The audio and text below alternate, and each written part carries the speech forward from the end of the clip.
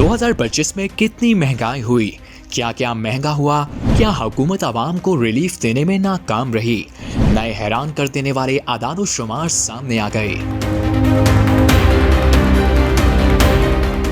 साल 2025 के आगाज़ पर महंगाई बढ़ने की शरह 2.4% थी, जो कि अगले 4 माह मज़ीद कम होती रही और अप्रैल 2025 में ये शरह सिर्फ 0.3% हो गई थी।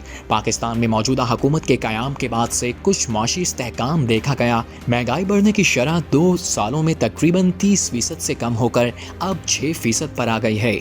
अप्रैल के बाद से महंगाई बढ़ने की शरह में मुसलसल इजाफा देखने में आया है और अक्टूबर में शरह बढ़कर 6.2% तक पहुंच गई थी, जो कि अब भी 6.15% है। साल 2025 के दौरान खाने पीने की अशिया महंगी होने की शरह में कम इजाफा देखा गया है। सबसे ज्यादा इजाफा 6.8% माह अक्टूबर में देखा गया।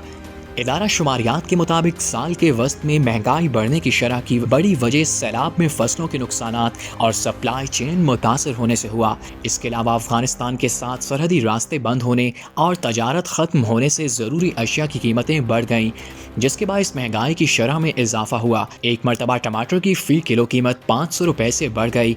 इसी तरह अनार की कीमतों में भी दोगुना इजाफा देखा गया और अनार 1000 से 1200 रुपये किलो तक में फ़रोख्त होते रहे। अंगूर की कीमतों में भी इजाफा हुआ। 2025 में गंदम और चीनी की कीमतों में बेहद इजाफा देखा गया।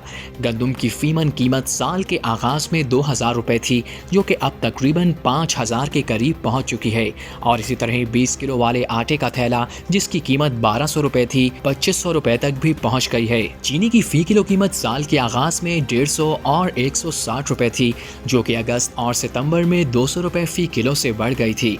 तमाम अब एक मरतबा फिर से चीनी की कीमत 170 रुपए तक आ गई है। साल 2025 के दौरान स्टेट बैंक ने मॉनेटरी पॉलिसी का ऐलान करते हुए शरह सूद में भी कमी की। इस कमी के बाद महंगाई काफी हद तक कम रही।